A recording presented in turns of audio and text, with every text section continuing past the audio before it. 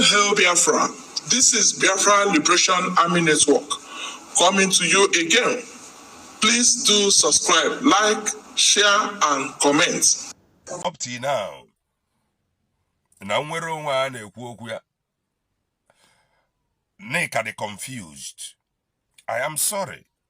I'm very, very sorry. I can't help you. Amam na got now. I can't help you. Maka o nwere inu atụrụ.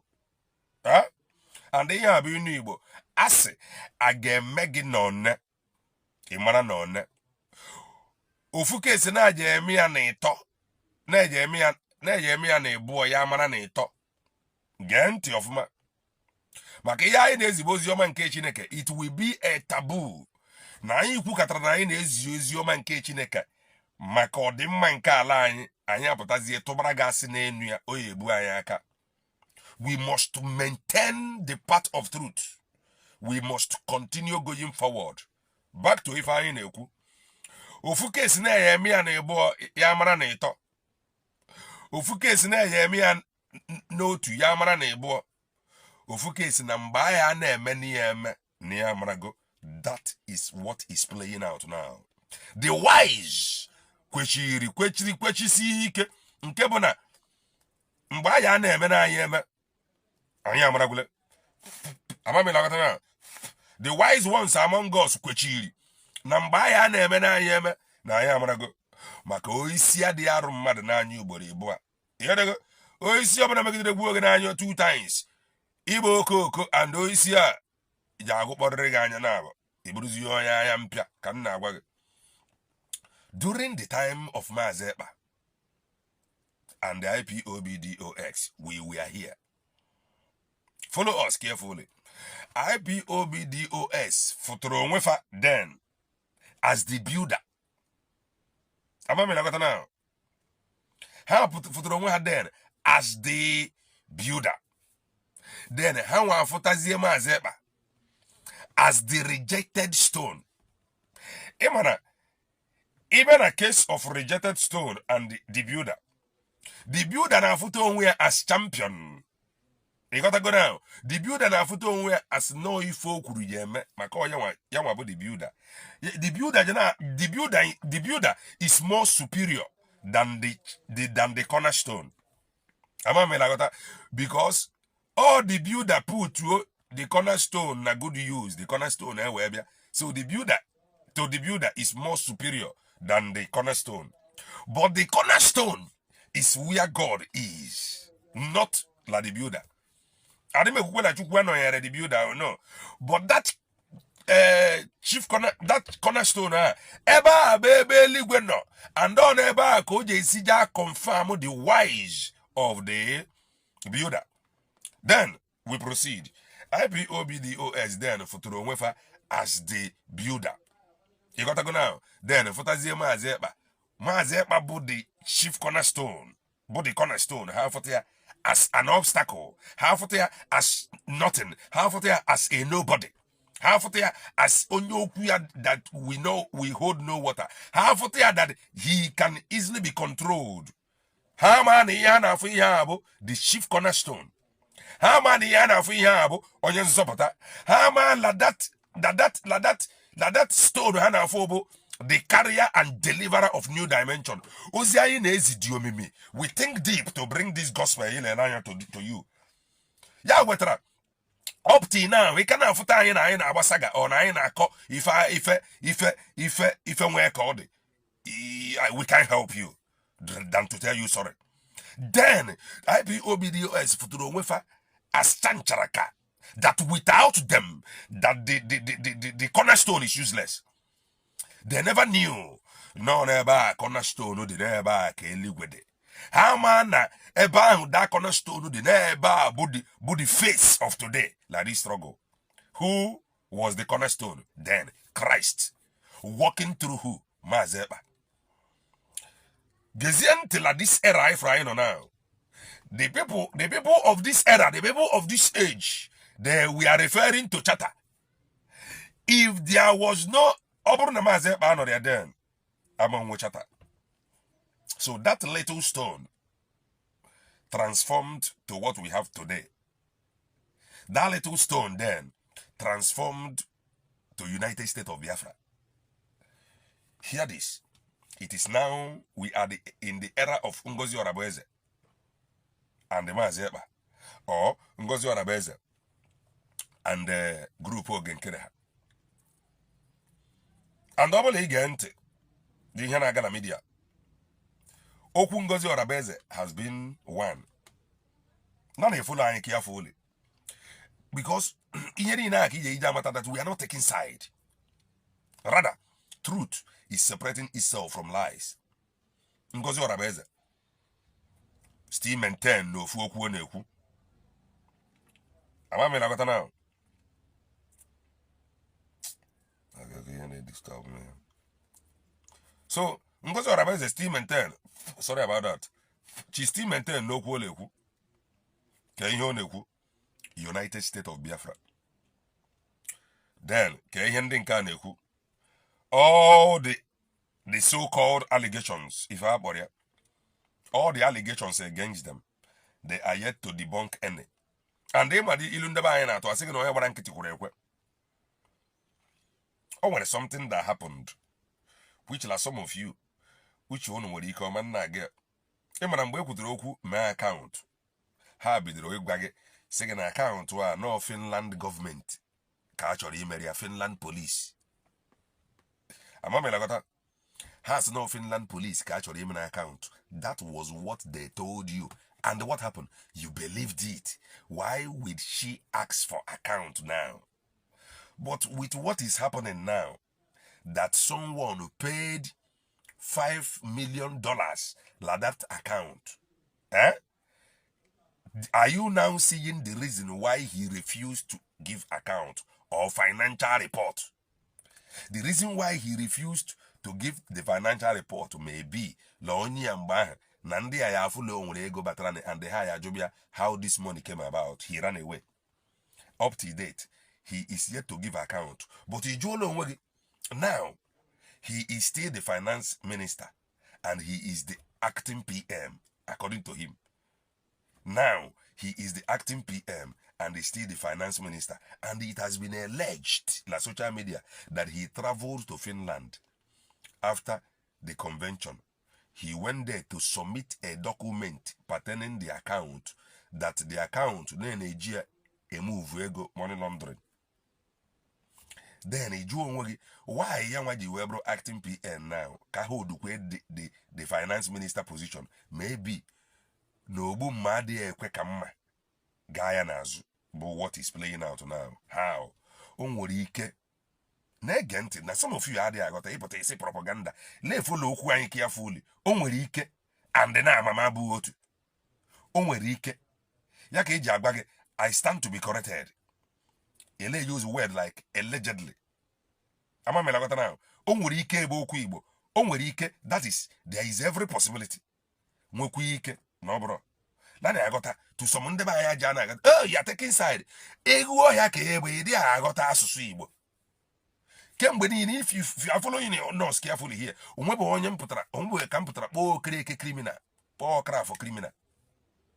But you can just say there is criminality going on at the struggle without ipo kreke from obo craft afa.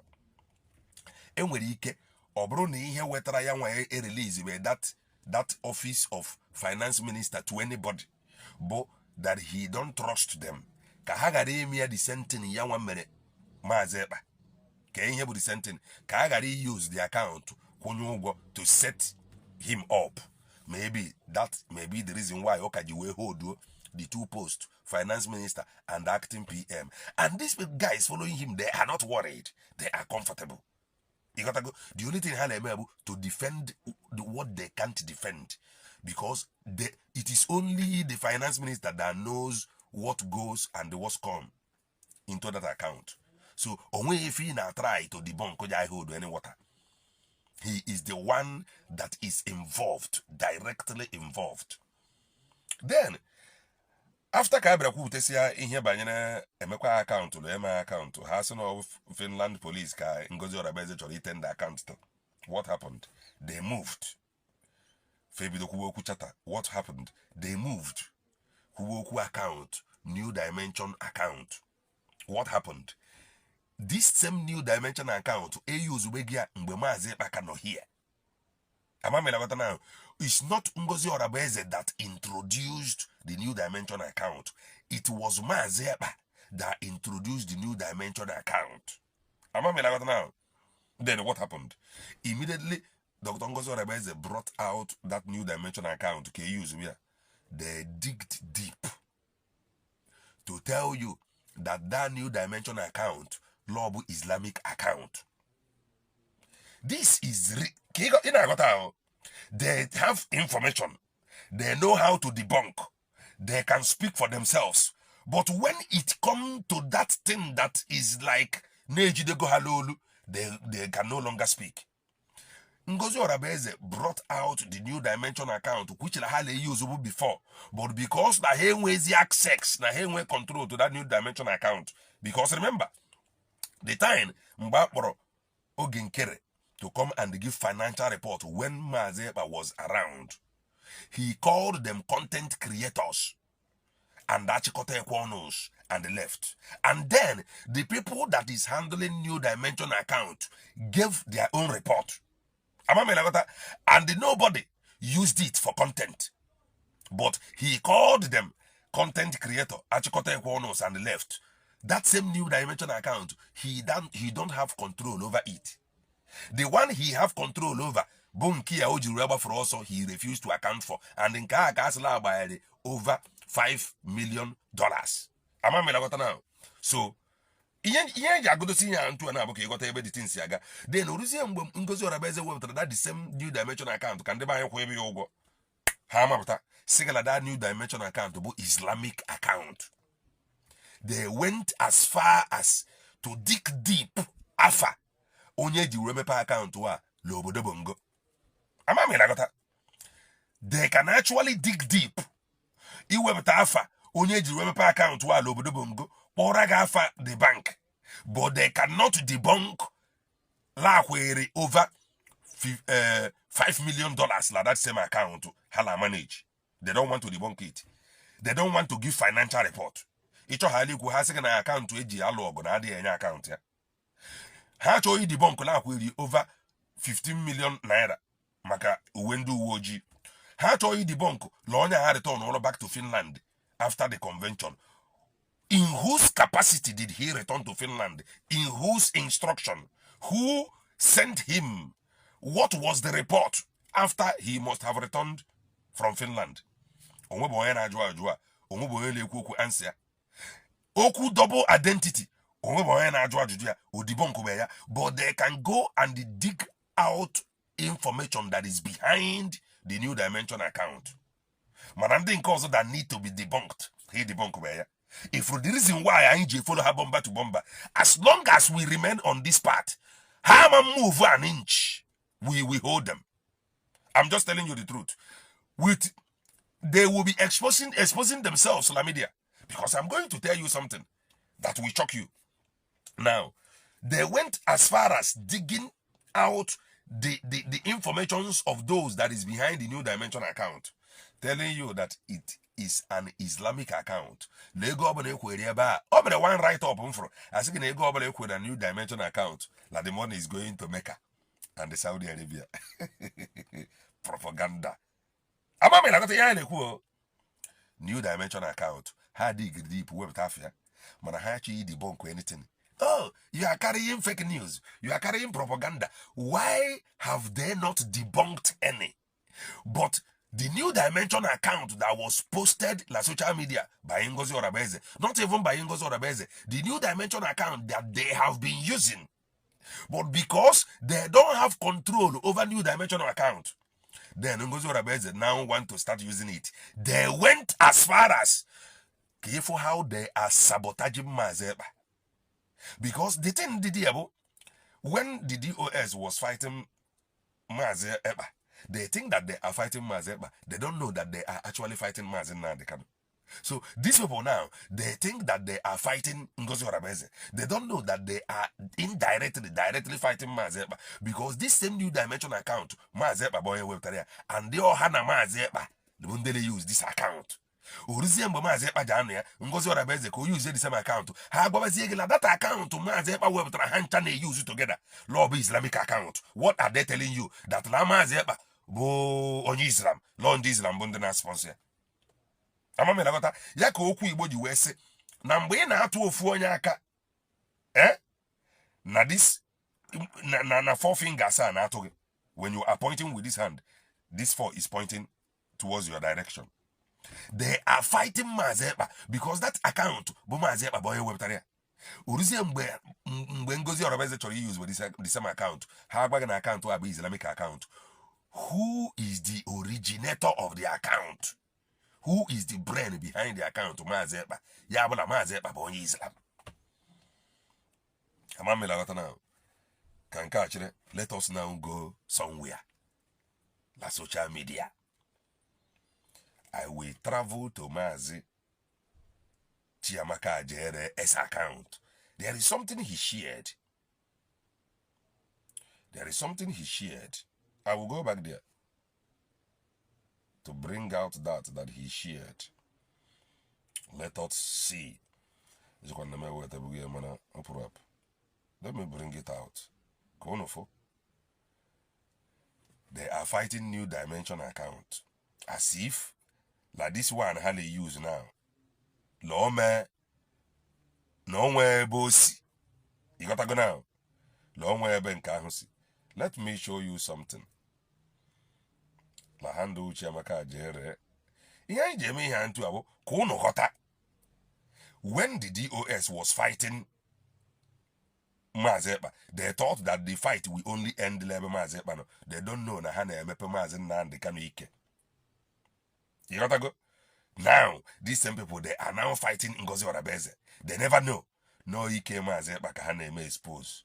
By telling you that the account to Maazị Ekpa used while he was here with them, they are telling you that that account is Islamic account. You gotta go. Maazị Ekpa bụ onye Islam. And remember, there is something Emmanuel Oremiju said in one of his broadcasts. He said that there was a report that Maazị Ekpa nyere si ka Ngozi Orabaeze take here his place for now. Amamịlagọta now. And Chiamaka Ajere told him, Emmanuel Oremiju na call, that they are not going to obey that order. They are not going to obey that order. Chiamaka Ajere told him. He said it. Then what is happening now? They refuse to obey the order then. They are now telling you that order came maybe from same woman. They want to now obey the order. How? They told you that the woman said that we should fall back. Falling back means going back to Nkere. And they want everybody to fall back. Now. But I am saying that we can't fall back. Maazị Ekpa, Ozi hapụta from Maazị Ekpa. We can only go front. Because Eba no na United States of Biafra. They want to obey the order from the same woman they refused her order before. What? Because formerly, the order was somehow against them. But now, the order is somehow in their favor. They want to obey it. Double standard people. Men that change because of the kind of people they are dealing with. They can be trusted. Let us now see. Remember, we were talking about account. And we are fighting it. Let me read what Sonny Akparawa posted. And Chiamaka Ajere shared it and write something. Let me start from Sonny Akparawa. This is Sonny Akparawa. Simon Akparawa. After PM at Simon Ekpa hears this, how do you think he will judge your case? Even if you were PM's mother that gave birth to him. And Chiamaka Ajere shared it and he wrote, with this evidence, no hope for them. It is finished. There is hope.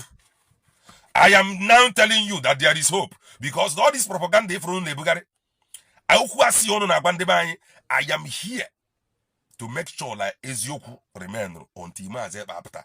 Or that we think with our brain, Ezioku, we must stand by it until Maazị Ekpa apụta. Otherwise, let me now show you something they wrote.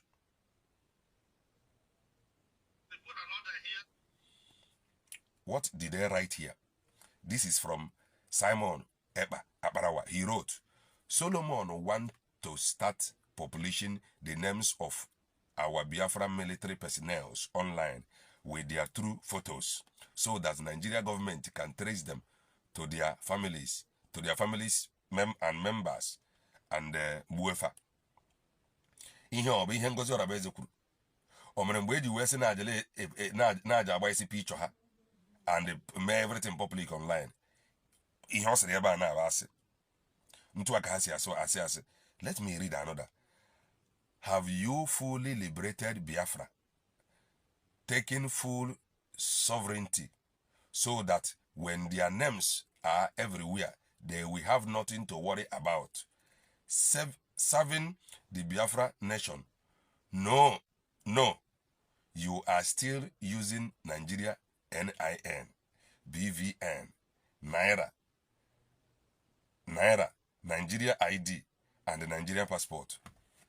If they know that you are still using Nigeria NIN, Nigeria BVN, Nigeria ID, and the Nigeria passport, why are they telling you before that the account, all of them we are using, including Mazepa, that the account belongs to Nigeria, and the account is an Islamic account? How they want to twist your mind very clear. They told you that the account, the new dimension account that they were using before, including Mazepa, when Mazepa was here. But because they don't have control over that account, Ngozi Orabaeze now want to start using the account because they hijacked the other one. They don't want to give account. And nobody will put money in that account. If Ngozi Orabaeze try to encourage Ndaba Itiego in that account, if of a truth that he used that account to set Mazepa up, he will still use the account to set Ngozi Orabaeze up. Now, let's say that they are not smart enough. Over that same account, Lahajri of a truth will set Mazepa up. They can equally use the same account, the same method to set Ngozi Orabaeze up. How? If Ngozi Orabaeze continue to encourage Ndaba Anyekunyongwala that account, he may stay clear as they just understand this picture is very clear. Okay, now, because he don't want to give account. Because the whole problem, but before how to become the acting PM. He don't want to give account. They told you that let everything remain as it is. Believe you me, these guys, they want to destroy everything. And I will prove it to you. Because the more I naga, the more our brain open. They want to destroy everything. How? They told you, leave everything as it is. Until Mazepa after. And the rumor now about that they used the same account to set Mazepa up. Then they told you to leave everything as it is until Mazepa come out. So if Ngozi Orabaeze continue to leave everything as it is, then what will she do? She will begin to encourage Ndaba Anyekunyongwala that account. When then Nkere will maintain as the finance minister. Then Ngozi Orabaeze will be telling our people to be putting money in that same account. Tomorrow, he can still use the same information to set Ngozi Orabaeze up. If of a truth that he's used the account details to set Mazepa up, if Ngozi Orabaeze maintain, leave everything as it is until Mazepa come out, that stopped Mazepa will stop her. Because he will use the same pattern.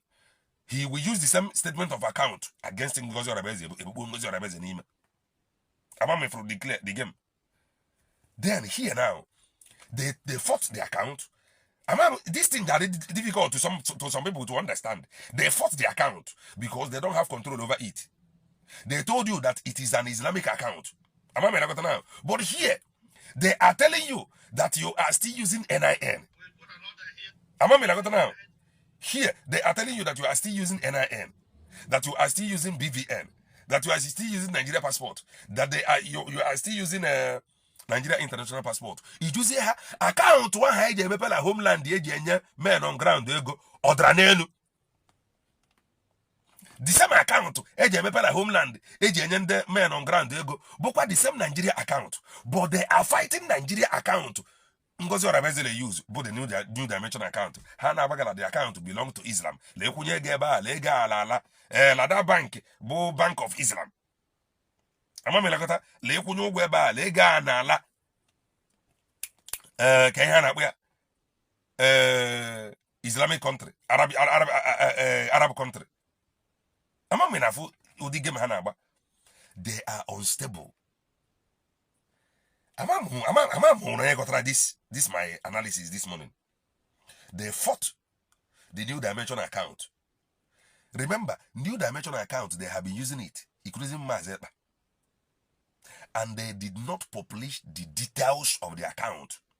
Now, the name is just new dimension account. Then, when they refuse to account for Egodi Hanaka, because they are the people that has control over the other account, they run away with it. Then they don't have control over new dimension account. Only posted the new dimension account. What happened? They went deep to dig out the information that is behind the new dimension account, telling you that it is an Islamic account, that any money that you put there is going to Saudi Arabia. I don't know if you're getting it. Here now, they are telling you that you are still using NIN, BVN, Nigeria passport. Then, one may be forced to ask, all these years you have been sending money to Nigeria to men on ground, are you using American account? If you are not using American account, that you are still using Nigeria account, why are you fighting the account Ngozi Orabeze posted that all of you has been using? Why did you go as far as bringing the identity of the man that is behind the account? Ihe to fight Mazeba. Okwe from why ya na-ehu ehu anyo mmamịrị ha na-akpọ ya. The woman yeti hambada otigo hambada nwụrụ anwụ n'isi already. Only if she is genuine. O yeti hambada nwụrụ anwụ n'isi. Only if she is genuine. I am going to support her. Like this media until Mazeba. Only if she is genuine. I will give her my 200,000 support until Mazeba. Because as it stands now, she is truthful. All these guys in Enaya, Fadi Ekwezioku.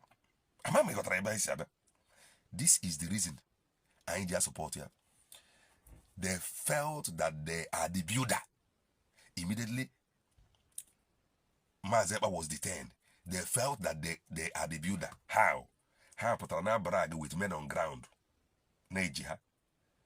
Na brag with account. Labra dobro onye nke eji through ya success enye men on ground they go to rule at their side. So I believe la hijack ha anything pertaining men on ground that they have succeeded. They don't know they can succeed. Onwe ndebe anyị dị enyi ya 1 naira. And by so doing, men on ground will be forced to see reason. In what the ozichi ya including men on ground ka ha gota. Let me read that again. They fought the new dimension account because of law of identity on Islam.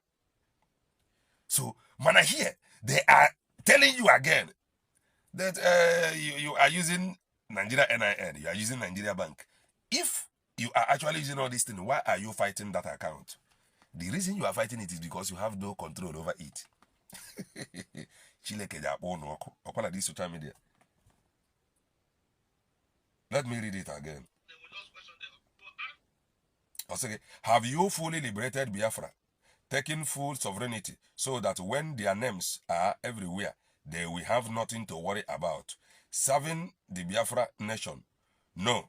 You are still using Nigeria NIN, BVN, Naira, Nigeria ID, Nigeria passport. But they are fighting account Mazeba Mepre. They want to fight Eba. And they are fighting Eba, thinking that they are fighting Ngozi Orabeze because that account of Mazeba Mepre. And the Hanchani use here, Oge Mazeba no here. Immediately, Mazeba, how would account on cost because in car have full control over it. But this one, they don't have control over it. They turn around, went and dig out the information. They told you the bank, Poraga for any Muslim, when the account, oh, freedom fighters. Now, they are admitting that they are using NIN, they are using international passport, Nigeria passport, they are using Nigeria BVN. Ndiori. Neko Huase. They thought that they are the builder. They never knew that Ezechi Okike have prepared another that is stopping them on their track, according to Ngozi Orabeze. That she is stopping them on their track. And I will be here to continue to help her to stop them until Mazepabata. And maybe say otherwise. Because as it stands today, how do you who is Yoku? Ngozi Orabeze is Yoku. That is the honest truth. The problem I have with them is telling us that the woman whom Mazepa instructed to redeclare Biafra Finland, that the woman is an agent. That is where I have problem. Without giving us evidence what makes her an agent. Only mere propaganda. She said by herself that she is a member of People's Club. Obo People's Club member. Obaro. She said it by herself. But it has been on social media that money was transferred to that account. Your finance minister is yet to debunk it. But you people is saying you want us to crucify her because she said that she is a member of People's Club. How about you that is Nigeria? Eh? She is a member of People's Club. So what? But you are in Nigeria. Everybody is in Nigeria. As at today. Because you have admitted that you use Nigeria passport. You use Nigeria NIN and BVN. But the woman that is using her account, she only posted New Dimension account. You went there and you dig out the information. You told people online that the account is Islamic account, is Nigeria account. How? Huh? Malana, you access that you are in Nigeria using NIN. Everybody is in Nigeria. We all come from Nigeria. Until Biafra. So in all this propaganda, if you get our message, share it. This government, they will run it with their own money. And as of today, I believe strongly the men on ground that they are seeing the handwriting on the wall very clear. They ask, because there is some things that I am seeing online now. Men on ground, they are beginning to see clearly. So you want to see these guys, why thinking that they are fighting Ngozi Orabeze? Why they are fighting Mazepa. And oh, we have charter. Is this New Dimension account not part of the charter? Is this New Dimension account not part of the structure? Oh, Mazepa have finished building everything. He has finished building structure. When he was here, this account was part of the structure he built. Why are you fighting the account that is part of the structure? Because you don't have control over the account. Oh, Mazepa have given us the template. The template is here. But you are fighting one of his templates, which is the account. Because you don't have control over the account. So Lama Zeba's template, you will choose some that suit you or that suit your narrative, and you will dump others that don't suit you. Mazeba have given us structure. Mazeba have structure. He have mapped out how Biafra will come from point A to point B. But you are fighting the account Ngozi Orabeze and Mazeba and Ngozi Orabeze using now because of mere propaganda. You want us to take you serious. So share the message. Come on ground. What is playing out? I don't want to play the voices behind that thing. Did I play what the voice will come? Today, we just did the write-up. Kachineke bezi yoku. Nyega understanding. Now here's the He say